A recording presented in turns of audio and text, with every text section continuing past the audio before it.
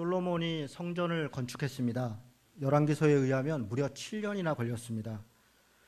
온 이스라엘 백성들이 다 이 기간 동안에 성전 건축을 위해서 애썼고요. 물질들을 드렸고 시간도 드렸고 또 많은 기도와 희생이 있었습니다. 솔로몬이 성전 건축을 마친 다음에 성전 안에 있는 필요한 모든 기물들을 다 정리했습니다. 그리고 나서 기브온 성막에 있었던 하나님의 언약궤, 법궤를 이 성전으로 옮기는 그런 일들을 했습니다. 하나님의 성전에 하나님의 언약궤가 오자 성전 안에 하나님의 영광이 가득했다, 그렇게 이야기합니다. 모든 절차를 다 마친 다음에 성전 낙성식, 성전 봉헌식을 하기 전에 솔로몬은 하나님 앞에 기도를 합니다. 그 기도문이 6장 12절부터 42절까지 기도 내용이 아주 구체적으로 잘 나와 있습니다. 이 기도문을 읽어보면 솔로몬이 성전에 대해서 어떻게 생각했고, 그 솔로몬뿐만 아니라 당시 이스라엘 백성이 하나님의 성전에서 제사하고 기도한다는 것이 어떤 의미였던가를 잘 대표해주는 그런 기도문입니다. 솔로몬은 이 기도를 혼자 골방에서 기도했던 게 아닙니다. 모든 사람들이 바라보고 있는 데서 공개적으로 기도합니다. 많은 백성들을 바라보고 그리고 무릎을 꿇고 그리고 하나님 앞에 모든 사람 앞에서 공식적으로 이 기도를 드리면서 자신들이 수고하고 애써서 지었던 이 성전이 하나님 앞에 어떤 기능을 또 어떤 기도로 응답되기를 바라는가를 공개적으로 그렇게 기도합니다.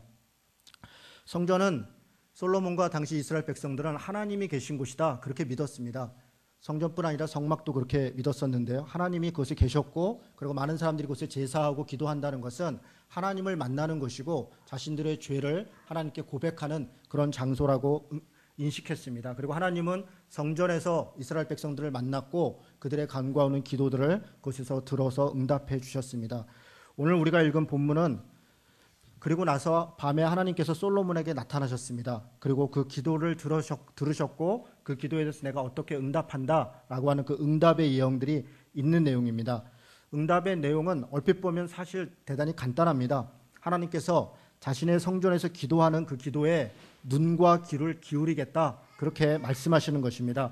7장 15, 16절 다시 한번 보도록 하겠습니다. 같이 읽습니다. 7장 15, 16절. 이제 이곳에서 하는 기도에 내가 눈을 들고 귀를 기울이리니 이는 내가 이미 이 성전을 택하고 거룩하게 하여 내 이름을 여기에 영원히 있게 하였습니다. 내 눈과 내 마음이 항상 여기에 있으리라. 아멘. 그렇습니다. 하나님의 응답은 하나님의 눈과 마음이 성전에 있으니까 이곳을 기도하는 자들과 함께 할 것이다, 그것을 응답할 것이다, 그렇게 얘기합니다. 그런데 자세히 보면 그렇게 또 간단하지 않습니다. 조건도 있고 과정도 있고 절차도 있습니다. 13절부터 하나님이 기도를 들어주시는데 단지 그냥 무조건 다 들어준다, 그렇게 말씀하고 있지 않습니다.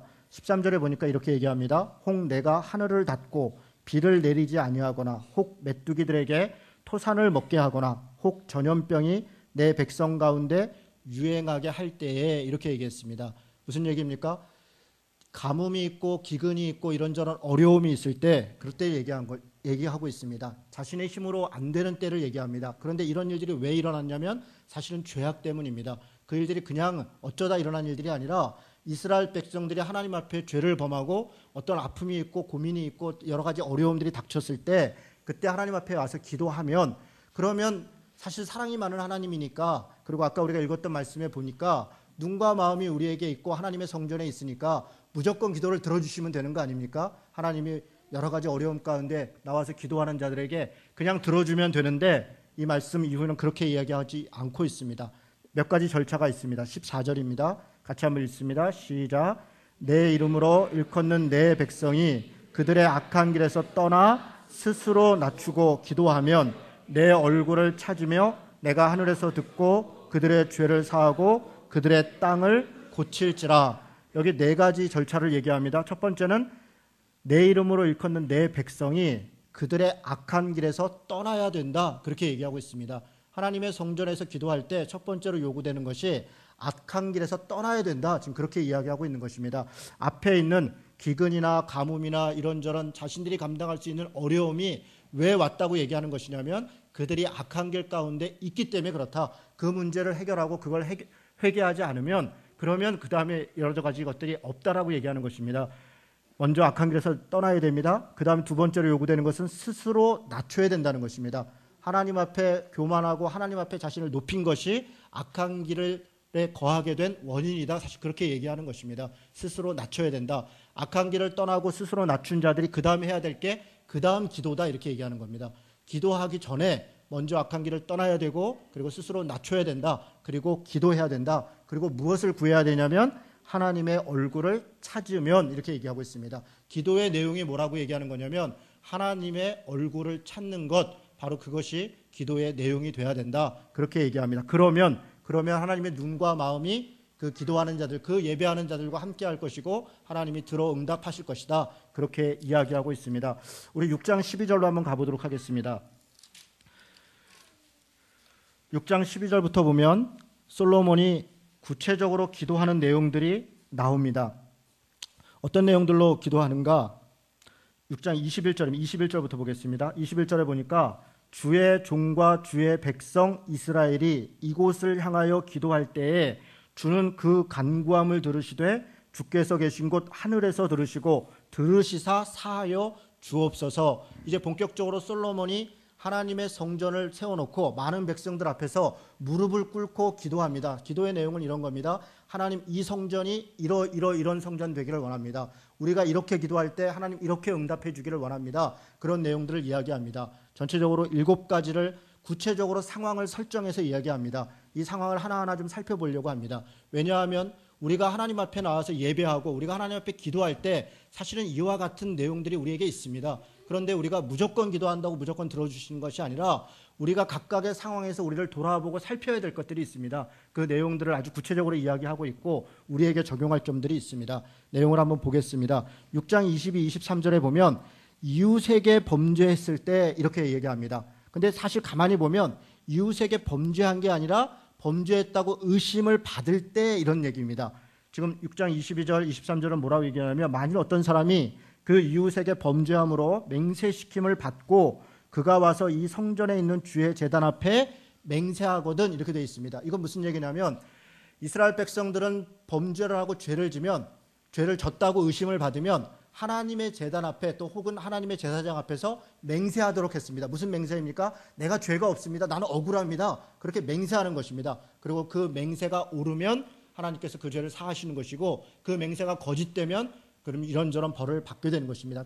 맹세한다고 하는 것은 그 죄가 없다 혹은 죄가 있다, 이것을 판정하기 바로 직전의 행동입니다. 바로 그랬을 때 주는 하늘에서 들으시고 행하시되 주의 종들을 심판하사 악한 자의 죄를 정하여 그의 행위대로 그의 머리에 돌리시고 그리고 공의로운 자를 의롭게 하사 그 의로운 대로 갚으시옵소서. 지금 무슨 얘기입니까? 하나님 앞에 자신이 죄를 받았다라고 의심받고 있을 때 혹은 내가 죄 가운데 있는가 돌아볼 때 하나님 앞에 나와서 기도하면 모든 것이 다 사함을 받는다는 것이 아니라 악한 죄에 대해서는 심판을 받는다는 것입니다. 죄에 대해서는 대가를 치러야 된다는 것입니다. 그리고 선하고 자기가 죄를 짓지 않았다면 하나님이 그것을 억울하지 않도록 그 길을 인도해 줄 것이다, 그렇게 이야기하고 있습니다. 이 기도의 내용은 사실은 개인만이 아니라 공동체에 대한 것입니다. 억울한 일 당한 사람, 억울한 아픔이 있는 사람을 보호해 주는 것, 그게 교회라는 것입니다. 그게 하나님 앞에 제사 드리는 공동체의 태도라는 것입니다.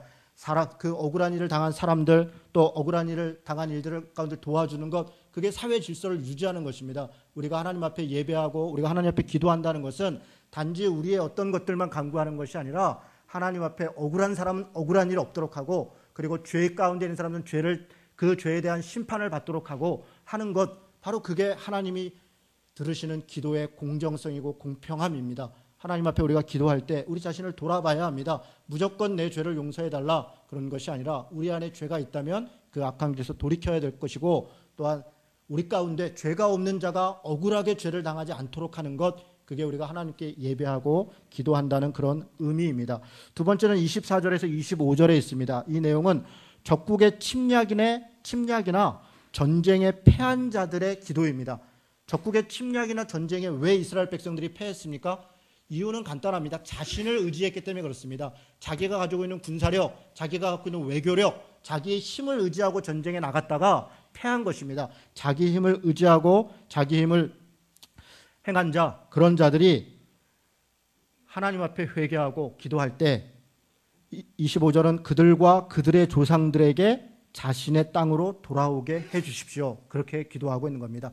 이 기도의 내용은 사실 회개를 전제합니다. 자기 힘 의지했던 것, 그거 회개하는 것입니다. 이 기도의 내용이 자기 힘 의지하고 그래서 패했으니까 하나님 날 이기게 해주십시오, 그렇게 얘기하는 것이 아니라 내 힘 의지하다가 내가 하나님 패했으니 하나님 내 힘 의지하지 않게 해주십시오, 내가 하나님만을 의지하겠습니다 라고 기도할 때 그들이 다시 자신의 땅으로 돌아올 것이다, 그렇게 얘기하는 것입니다.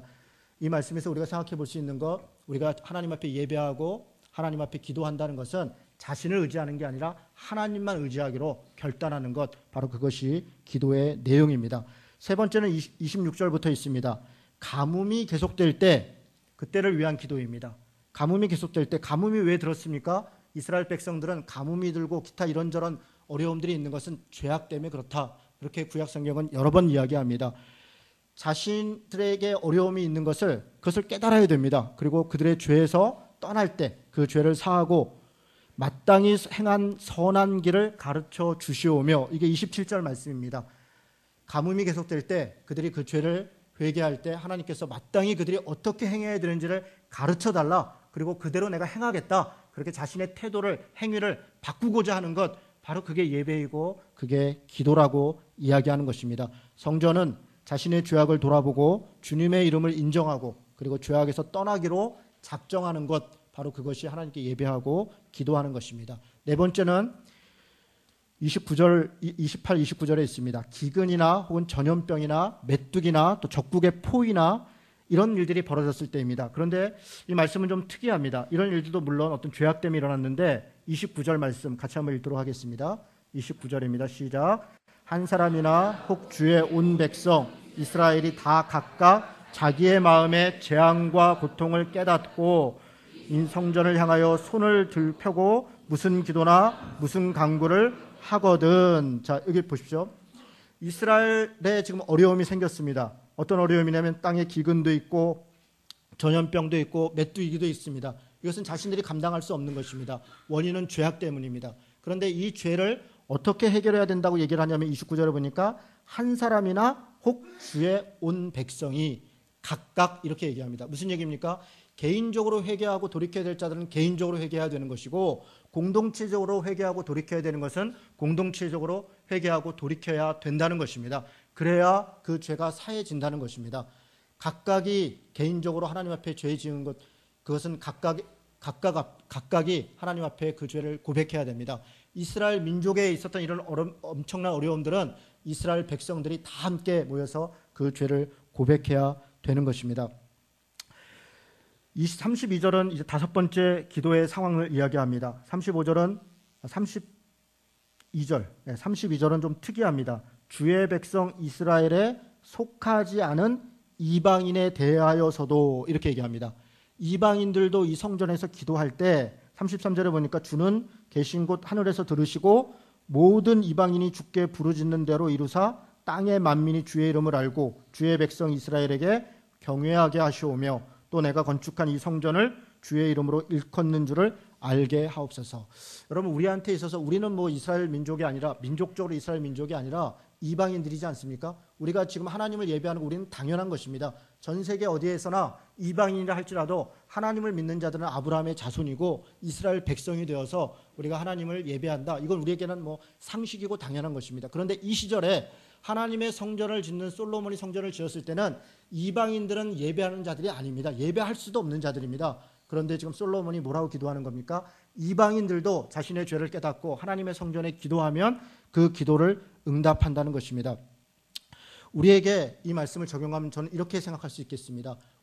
하나님의 성전에서 우리를 위해서만 기도하는 것이 아니라 우리의 이웃, 아직 예수 믿지 않는 사람들, 또 이 나라와 이 민족, 또 우리가 살고 있는 시대와 또 우리가 살고 있는 지역과 이런 이웃과 또 이웃 여러 상황들에 대해서도 하나님의 예배 처소에서는 그런 기도가 있어야 된다는 것입니다. 우리만 위해서 기도하는 것이 아니라 이방인을 위해서, 이방인의 죄악과 그리고 그들의 여러 가지 것들을 놓고 우리가 기도하는 것, 바로 그것이 우리가 예배하고 기도하는 것이다. 저는 그렇게 생각합니다. 여섯 번째, 6장 34절에 보니까 전쟁에 나간 자들이 기도하고 있습니다. 전쟁에 34절에 이렇게 되어 있습니다. 주의 백성이 그 적국과 더불어 싸우고자 하여 주께서 보내신 길로 나갈 때에 그들이 주께서 택하신 이 성과 내가 이 주의 이름을 위하여 건축한 성전이 있는 쪽을 향하여 주께 기도하거든. 이렇게 얘기합니다. 이스라엘은 전쟁에 나가기 전에 하나님의 뜻을 물었습니다. 여기 좀 뭐라고 하면 적국과 더불어 싸울 때, 그때 기도할 때 이렇게 얘기하고 있습니다. 이스라엘 백성들이 전쟁에 나갈 때는 그냥 자기 마음대로 자기 뜻대로 자기 힘이 있다고 해서 전쟁에 나가는 것이 아닙니다. 하나님께 묻고 이 전쟁에 우리가 나가야 되겠습니까? 나가면 이길 수 있겠습니까? 어떻게 싸워야 되겠습니까? 그것을 하나님께 묻고 그 하나님의 뜻에 따라 전쟁에 나가는 것입니다. 그렇게 나가서도 바로 그렇게 기도하고 여전히 하나님의 뜻을 쫓아서 전쟁을 행하는 것입니다. 우리도 마찬가지입니다. 우리가 이곳에서 예배하고 기도한다는 것은 하나님의 뜻을 묻는 것입니다. 우리가 이 땅 가운데 살아갈 때 하나님의 뜻 가운데 우리가 어떻게 바르게 살 것인가를 기도하고 그것을 쫓기 위해서 나아가는 것, 바로 그것이 예배이고 기도입니다. 많은 사람들이 일주일 동안의 삶과 그리고 주일에 와서 예배하고 기도하는 것을 완전히 다르게 생각하는 경우가 많습니다. 내 삶은 내 삶이고 교회에서 생활은 교회에서 생활이고, 여러분 그렇습니까? 전혀 그렇지 않습니다. 여러분, 우리 그리스도인들은 일주일 동안에 살아가는 그 삶의 내용을 가지고 예배하는 것이고 그 내용을 가지고 기도하는 것입니다. 그리고 일주일 동안의 삶을 살아가는 그 삶을 위하여 예배하는 것이고 그 삶을 가지고 기도하는 것입니다. 예배와 삶이 어떻게 분리되어 있을 수 있겠습니까? 우리의 간구하는 기도와 우리의 삶이 어떻게 분리되어 있을 수 있습니까? 그렇지 않습니다. 우리의 예배하는 그 자세대로, 우리가 기도하는 그 내용대로 우리는 삶을 살아가는 것이고, 우리가 예배하는 그 내용대로, 우리가 살아가는 그 삶대로 우리는 그렇게 예배하고 우리는 그 삶대로 기도하는 것입니다. 그래서 우리 삶과 우리 기도는 하나로 연결되어 있습니다.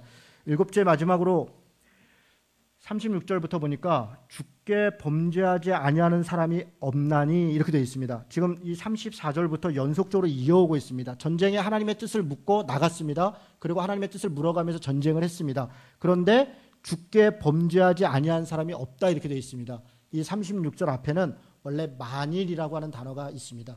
원래 이렇게 원어에는 만일이라는 단어가 있는데 이게 좀 생략돼 있어서 그런 느낌이 조금 부족합니다. 무슨 얘기냐면 하나님의 뜻을 묻고 그렇게 살았음에도 불구하고 혹은 만일 죄를 범할 수 있다는 것입니다. 우리는 하나님의 뜻 앞에서 하나님의 뜻을 묻는 자들이 죄를 지을 수 있는가? 그럴 수 없다라고 생각하기 쉽습니다. 아니, 그렇지 않습니다. 여러분, 그리스도인들도 죄를 범합니다. 목사도 죄를 범할 수 있습니다. 실수할 수 있고 죄를 범할 수 있습니다. 그런데 그때 어떻게 해야 된다는 겁니까? 회개해야 된다는 겁니다.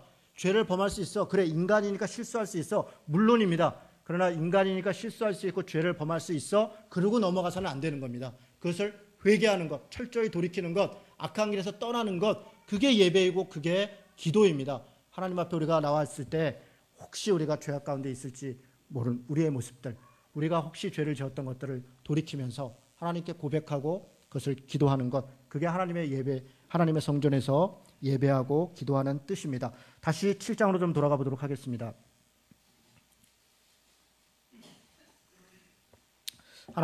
백성이 하나님의 성전에서 기도할 때 우리는 첫째 악한 길에서 떠나야 된다, 그렇게 이야기했습니다. 그것이 먼저입니다. 그게 순서입니다. 자신의 죄를 돌아보고 자신의 죄를 인정하지 않으면 그런 기도는 하나님이 들으시지 않습니다. 아니, 들으실 수가 없습니다. 내 욕심대로 내 욕망대로 들어주기를 바라는 것은 하나님의 이름을 망령되이 일컫는 것이고 탐욕의 우상숭배를 섬기는 것입니다. 만약에 우리가 우리의 악한 길을 돌이키지 않고 우리의 죄를 하나님 앞에 인정하지 않으면서 하나님께 기도한다면, 그럼에도 불구하고 우리의 기도에 응답한다면 그분은 하나님이 아니실 것입니다. 하나님은 그렇게 응답하는 분이 아닙니다. 하나님은 거룩한 분이시고 우리가 바른 길로 가도록 인도할 뿐 아니라 우리가 실수하고 우리가 잘못했을 때 그 길을 돌이키고 그런 가운데 회개의 기도를 드리는 것, 바로 그 기도 가운데 응답하시는 분이 바로 하나님이십니다. 두 번째는 스스로 낮추어야 한다는 것입니다. 겸손을 의미합니다. 자신이 할 수 있다면 무엇 때문에 기도하겠습니까? 스스로 할 수 없기 때문에 하나님을 인정하고 하나님의 은혜와 구원을 바라는 것입니다. 시편 51편 17절에 이런 말씀이 있습니다. 하나님께서 구하시는 제사는 상한 심령이라 하나님이여 상하고 통회한 마음을 주께서 멸시하지 아니하시리이다. 이때 이 상한 심령이라는 말은 겸비하다, 자신을 스스로 낮추다, 이런 뜻입니다. 하나님께서 원하시는 것은 스스로 낮추고 하나님 앞에 자신이 할 수 없다, 자신이 죄인이다라는 것을 인정하는 것입니다. 무슨 제사를 지내고 뭘 대단한 것을 바치는 것, 그것 때문에 우리 죄를 용서하고 그것 때문에 우리를 인도하시는 것이 아니라 우리의 낮추는 그 마음, 바로 그곳에 하나님이 임하시는 것입니다. 51장 16절은 앞서서 이렇게 얘기합니다. 주께서는 제사를 기뻐하지 아니하시리라. 아니하시나니 그렇지 아니하면 내가 드렸을 것이라. 주는 번제를 기뻐하지 아니하시느니라. 하나님이 제사를 하지 말라는 것이 아닙니다. 하나님이 받으시는 제사는 그 앞에 선행되어야 되는 것들이 있다는 것입니다. 제사 행위 그 자체로 하나님이 용서하고 하나님이 함께하는 것이 아니라 우리가 하나님 앞에 어떤 태도로 어떤 모습으로 나와야 하는가, 그것이 먼저다라고 이야기하는 것입니다. 우리는 죄가 있을 때 무엇을 얻고자 할 때 예배를 잘 드리고 또 헌금을 많이 내고 그렇게 하면 하나님이 들어주실 것이다 생각합니다. 착각입니다. 성경은 우리의 죄악을 돌아보고 우리의 죄를 회개하고 스스로 겸손한 마음을 가져야 된다. 그것이 먼저다라고 가르치고 있습니다. 세 번째는 기도하라는 것입니다. 악한 길에서 떠나서 겸손한 마음으로 자신을 낮추고 그리고 기도하는 것입니다. 이것이 기도입니다. 기도는 악한 길에서 떠나는 것이고 기도는 자신의 마음을 낮추는 것입니다. 그게 기도입니다. 우리가 기도한다고 나와 있는데 여전히 악한 길에 있고 마음을 낮추지 않는다면 그것은 기도가 아니라 하나님께 어쩌면 하나님을 우리가 부리는 것입니다. 하나님 이래야 됩니다. 하나님 저래야 됩니다. 하나님은 그렇게 우리에게 부림을 받는 분이 아닙니다. 여러분, 겸손이라는 말 그냥 우리 한글로 얘기하면 겸한 손 이런 말 아닙니까? 겸한 손, 손을 겸하다. 손을 모아 기도하는 것, 저는 그것이 겸손이다 이렇게 생각합니다. 여러분, 우리가 기도할 때 손을 모으고 고개를 숙이지 않습니까? 세상에 우리가 살면서 누구 앞에 손을 모으고 누구 앞에 고개를 숙이겠습니까? 사실은 자기에게 이익이 되는 사람 앞에 고개를 숙이는 겁니다. 힘 있는 사람, 돈 있는 사람, 자기에 대해서 이익이 되는 사람 앞에서 우리는 고개를 숙이고 손을 모읍니다. 그러나 하나님이 그런 사람들 앞에 손을 모으는 것, 그것이 중요한 것이 아니라 하나님이 우리의 삶을 주관하시고 우리의 인생을 인도하고 계시다라고 하는 것을 명확히 하는 것입니다. 그게 기도입니다. 우리가 때때로 우리가 잘나서 우리가 능력이 있어서 우리가 힘이 있어서 무언가를 이룬 것 같고 그렇게 살 수 있을 것 같습니다. 그러나 그때마다 우리는 기도해야 됩니다. 그 순간 우리는 깨닫습니다. 아, 하나님이 계시구나. 그래서 고개를 숙이는 것입니다. 손을 모으는 것입니다. 기도하지 않는 자가 어찌 하나님을 섬긴다 할 수 있겠습니까? 기도해야 되는 것입니다. 날마다 기도하고 매일 기도하고 순간순간 기도하고 온전히 기도하고, 그래서 우리는 범사에 기도하는 자세로 살아가는 것, 그것은 하나님이 계시다. 나는 아무것도 아니다. 하나님이 인도하실 때 우리에게 주어진 사명들을 감당할 수 있다. 저는 그것이 겸손이고 기도라 생각합니다. 마지막으로 하나님의 얼굴을 찾는 것입니다. 하나님의 얼굴, 하나님의 능력, 하나님의 인도하심, 하나님의 개입하심이 없이는 해결되지 않는 것입니다. 하나님이 우리의 아버지시고 세상의 창조자입니다. 하나님을 찾아야 합니다. 그의 얼굴을 구해야 합니다. 하나님은 그 얼굴을 우리에게 향하여 드사 하나님께서 평강을 주신다. 그렇게 말씀하고 있습니다. 여러분, 우리가 하나님 앞에 때때로 살다 보면 낙심하고 어렵고 절망하고 그런 일들이 얼마나 많습니까? 우리가 다 이해할 수 없는 그런 고통과 그런 일들이 세계 도처에 일어나고 있고 지금 우리들에게도 일어나고 있습니다. 얼마 전에 우리 교회 청년 한 명이 교통사고가 났습니다. 뭐 좋은 일을 하러 갔던 겁니다. 갔다가 좋은 친구들 다 이렇게 집에 데려다 주고 그러다 교통사고가 났어요. 그러고 나서 인터넷에 써놨더라고요. 굿이라도 한 번 해야 되나. 올해는 왜 나한테 이렇게 안 좋은 일만 있나. 제가 봐도 그렇습니다. 우리 교회 그 청년 보면 뭐 이런저런 일이 고통이 있었습니다. 제가 굿이라도 한번 해주고 싶더라고요. 그래서 오늘 이번 주일에 오라 그랬습니다. 굿 해준다고. 지금 굿하고 있는 겁니다. 여러분, 어려운 일이 있죠. 우리가 감당할 수 없는 일이 있죠. 그러나 그럴 때 우리의 태도가 어때야 되는가 하는 것입니다. 하나님이 도우심을 구하는 것입니다. 하나님이 우리의 도우심이 힘이 되시고 우리를 인도하신다는 것, 그 믿음으로 하나님 앞에 나아가는 것입니다. 그게 믿는 자입니다. 어떻게 하라는 겁니까? 자기를 돌아보고 스스로 낮추고 하나님께 기도하고 그리고 하나님의 얼굴을 구하는 것. 그러면 어떻게 하겠다 하셨습니까? 그러면 내가 듣고 그들의 죄를 사하고 그들의 땅을 고칠 것이다. 아멘. 그렇습니다. 하나님은 우리와 함께하고 있습니다. 우리가 죄 가운데 있고 우리가 낙심해 있을 때 그때 하나님이 잠깐 멀리 있고 딴 데 있는 것이 아닙니다. 그게 우리의 착각입니다. 하나님은 우리가 죄 가운데 있든지 혹은 우리가 낙심해 있든지 우리가 어떤 경우를 할지라도 여전히 우리와 함께하고 있습니다. 하나님은 그 눈과 그 마음으로 우리와 언제나 동일하게 함께하고 있다는 것입니다. 문제는 뭡니까? 우리의 믿음 없음입니다. 우리의 죄악 때문에 그렇습니다. 우리가 하나님이 없는 것 같이 느끼는 것이고 우리가 하나님에 대한 믿음이 없기 때문에 우리가 두려워하는 것이고 낙심하는 것 아니겠습니까? 낙심할 일이 아닙니다. 두려워할 일이 아닙니다. 기도하면 되는 것입니다. 하나님을 얼굴을 구하면 그러면 하나님이 나 여기 있다 그러는 건 아닙니까? 늘 계셨으니까 우리가 하나님을 바라볼 것이고, 그리고 하나님은 우리를 고쳐주시고 돌이켜주시고 다시 회복시켜주시는 그런 분이십니다. 사랑하는 성도 여러분, 오늘 우리는 솔로몬이 하나님의 성전을 완성하고 기도하는 그런 기도의 내용을 살펴보았습니다. 하나님의 성전은 하나님이 계신 곳입니다. 그러나 하나님이 계시다고 해서 모든 기도가 응답되는 것은 아닙니다. 우리는 우리가 무엇을 위해 기도하고 있는가, 어떻게 기도하고 있는가, 우리 자신을 돌아보아야 합니다. 우리가 하나님 앞에 예배하고 기도한다는 것은 부당한 어려움을 당하는 사람을 돕는다는 것입니다. 하나님의 정의가 이 땅 가운데 이루어지도록 하겠다고 다짐하는 것입니다. 또한 어떤 어려움과 고통 가운데서도 하나님만 의지하겠다, 그렇게 말하는 것입니다. 죄악을 떠나겠다 고백하는 것입니다. 일상을 돌아보고 일상의 거룩함을 회복하겠다, 그렇게 나아가는 것입니다. 우리가 하나님 앞에 예배하고 기도한다는 것은 나와 우리만이 아니라 우리의 이웃과 우리의 이웃의 고통을 그렇게 돌아보겠다, 그렇게 기도하는 것입니다. 나의 기도 내용이 하나님의 뜻에 부합하는가, 그렇게 돌아보는 것입니다. 하나님의 뜻을 행하며 살다가 혹시 실수하고 혹시 다른 사람을 불편하게 했다면 그것들을 회개하고 또다시 돌이키는 것, 그게 바로 기도하는 것입니다. 악한 길에서 떠납시다. 스스로 우리가 죄악된 자인 것을 인정하고 겸손히 무릎을 꿇읍시다. 하나님께 기도하고 그의 얼굴을 구합시다. 그럴 때 하나님께서 눈과 귀를 기울이시고 응답하시고 동행하시고 인도하실 줄을 믿습니다. 이 믿음으로 살아가는 한 주간 되시기를 주님의 이름으로 축원합니다. 아멘. 우리 같이